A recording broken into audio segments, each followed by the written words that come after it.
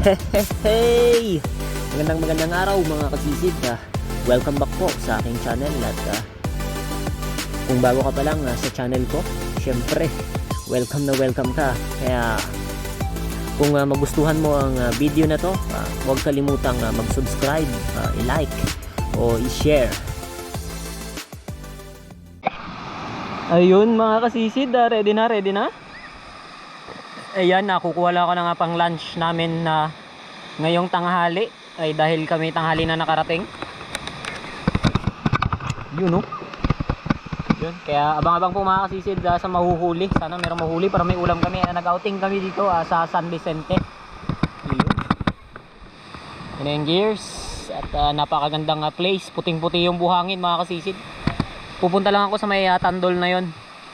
Yun, gilid lang. Titignan ko kanong mga isda na mahuli natin dyan. Abang-abang po mga kasisid at stay tuned po. Yun, let's go! At yun na nga, unang dive mga kasisid ay ito. Hindi ganun kalinaw ng tubig pero pwede na, kitang-kita na yung mga isda. Ito, yung mga isda na to ay mga parrot fish o mga mulmul. At sari-sari nga mga isda yung mga nandito mga kasisid, pero hindi yan yung ating target. Ang target natin ay suran o mga isda na pwede ng pang-ihaw. At sa dive na ito mga kasisid ay walang nagpakitang isda, kaya wala tayong nakalabitan. And the next dive yun, meron ng suran na hindi ganun kalaki, pero good size na pang-ihaw. At pagkalabit ko mga kasisid yun, sa may taas lang ng palikpik tinamaan. Mga 15 feet lang to yung tubig, hindi siya ganun nakalalim dahil warm up pa lang tayo mga kasisid. Warm up ay hindi pwedeng biglain yung katawan o biglang sisid sa malalim. At ito ang unang huli, surahan. At ito yung pangalawang huli, rabbit fish o samaral o danggit sa iba, Bisaya. Hindi ko na nakuna ng video. And sumunod na dive dito. Nag-abang ako dito sa may pangantuhan ng konti. Nagantay kung anong isda yung magpapakita. At napakatahimik ng ilalim mga kasisid. Mga mulmul yung nagpapakita, at sa hindi kalayuan ay meron akong naaaninag na isda pero hindi ko maklear kung ano. At pagkalabit ko yun, surahan pala mga kasisid. Good size na surahan. Ito yung ganitong size, yung saktong pang-ihaw, yung 1 kilo. Yan yung masarap na pang-ihaw mga kasisid, yung ganun lang kalaking surahan. Talagang mataba. Grabe labo mga kasisid. Dami sa isda. Surahan, dami. Kalaki surahan kasisid.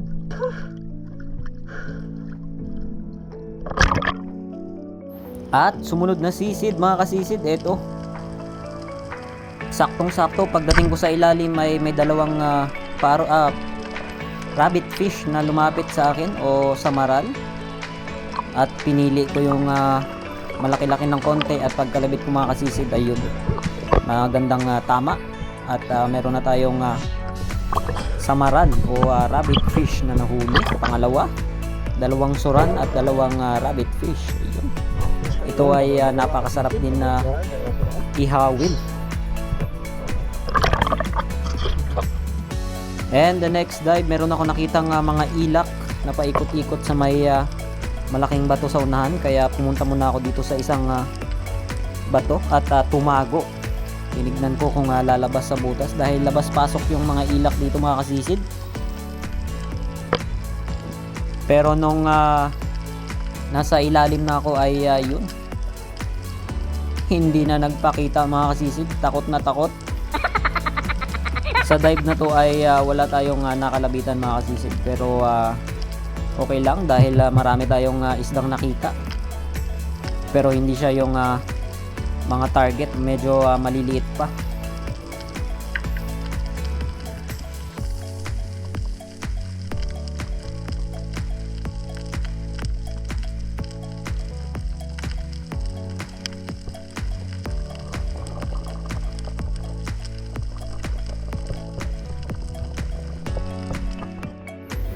At sumunod na sisid, ito mga kasisid, may nakita akong kanlay.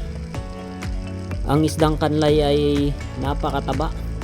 Ito yung taba niya ay kulay orange. Kapag sinigang ito ay nag-orange yung sabaw. Labas-pasok sa may butas sa unahan, kaya nagantay ako dito kung lalabas pa. Pero hindi lumabas mga kasisid, at hindi ko pinansin yung mga ilak na nakikita ko sa aking gilid, paikot-ikot. Mga good size na sana na ilak, pero nakapokus na ako sa kanlay dahil wala pa akong nahuhuli nito. At sa kasamaang palad mga kasisid ay hindi na lumabas, at yung mga ilak ay mailap na rin, mabilis yung kanilang paglangoy, at wala tayong nakalabitan sa dive na ito mga kasisid. Bawi next time.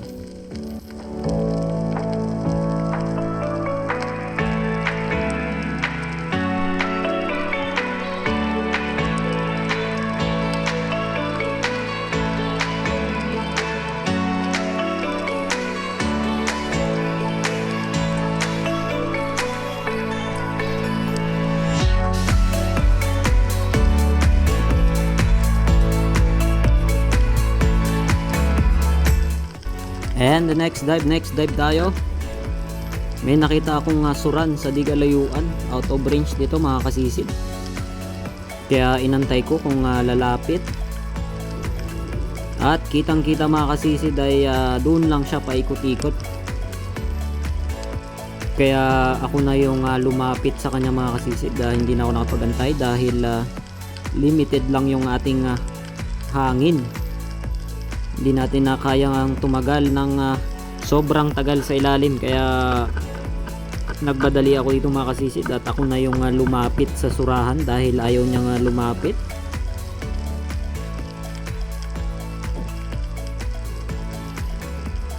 Maraming nakaharang na mga isda mga kasisid, danggit, mulmul, sari-sari. Pero hindi natin yan target. Ito yung suran yung target natin mga kasisid. At ayan, medyo magalaw, mailap. Kaya ayun, nagulat pa ako dahil nakuryente yung kamay ko. Yung damo na to mga kasisid ay napakakate kapag nalapatan. Tinawag itong feather fireweed dahil kapag lumapat nga yung balat dito ay para kang napaso at masakit mga kasisid. At yun na nga, pagkalabit ko dito ng suran mga kasisid ay nakailag naman, hindi tinamaan mga kasisid. Sayang na sayang. At nakarating ako sa may tandol mga kasisid. Ito may mga malalaking bato na.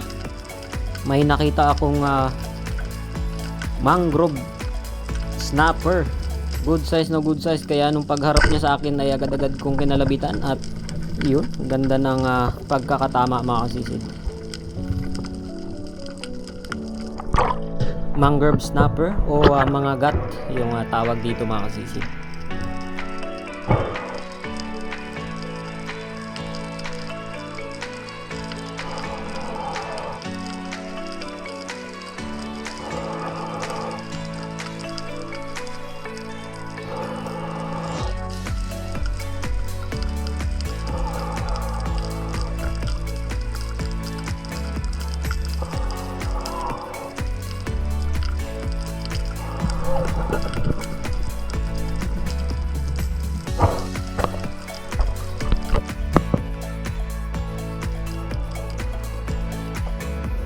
At nakahuli rin tayo ng ilak mga kasisid, pero hindi ganun kalaki, at hindi natin nakunan ng video kung paano nakalabitan. And the next dive, ito surahan, dalawang piraso paikot-ikot. At nag-aim ako ng isa, yung syempre yung mataba at malaki. Dahan-dahan kong nilapitan mga kasisid, at nung range na o pwede ng kalabitan ay tinamaan mga kasisid. Napakaganda, pero iyon, nabitas mga kasisid sa may malambot na part. Nabitas yung surahan na to Sayang na sayang, napakalaking surahan na sana, pero syempre move on tayo. Kaya ito, next dive. Nag-ambush ako kung ano ang makikita dahil hindi na makita sa taas. Medyo malalim na to mga kasisid. At sakto nung pagdating ko sa ilalim ay ito yung dumaan. Kawan ng samaral mga kasisid. Ito hindi nyo lang ganong makita, pero kapag nagsisid ay maaninag na rin. Pagkalabit ko ay yun, tinamaan mga kasisid, ay yun na napakalaking samaral ito o rabbit fish.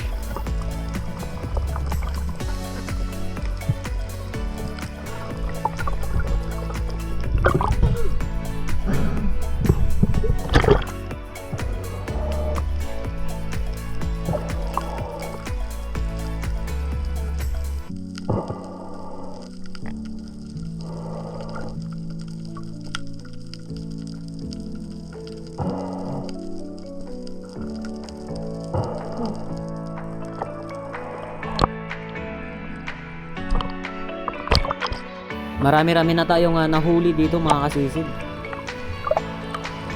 At nakahuli ulit ako ng surahan. At hindi ko rin nakuna ng video yung kung paano napana. Pero ito, ang ganda ng tama mga kasisid.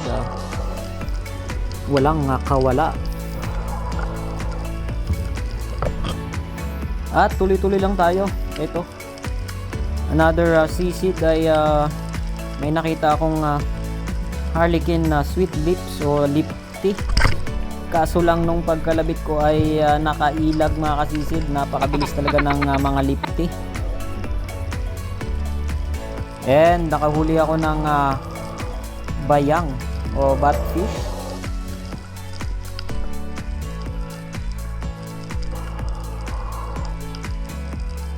Malaki-laking batfish na to mga kasisid. At ayun, lumabas yung kanyang laman loob. And the last dive ay ito, napakagandang isda, napakasarap, hindi gumalaw. At kung dahan-dahan kong palapit ay yun, na stone shot mga kasisid. Ay yun, matagal-tagal na tayong hindi naka stone shot. At ito yung panghuling sisid natin ay coral trout o suno na brown. Na stone shot mga kasisid, napakagandang tira dahil hindi nga siya gumagalaw. Ay na-secured natin tong last fish na to ay good size na coral trout. Napakagandang isda.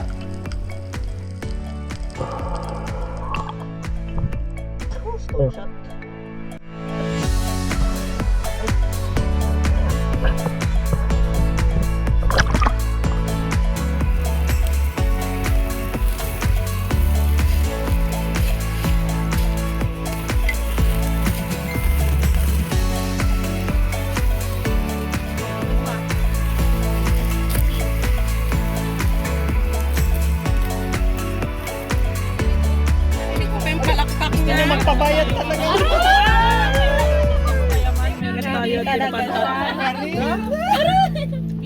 Mag-vlog na? Ano ba ano booking? Family vlog. Oh, family vlog. Hindi ako din nag-family vlog.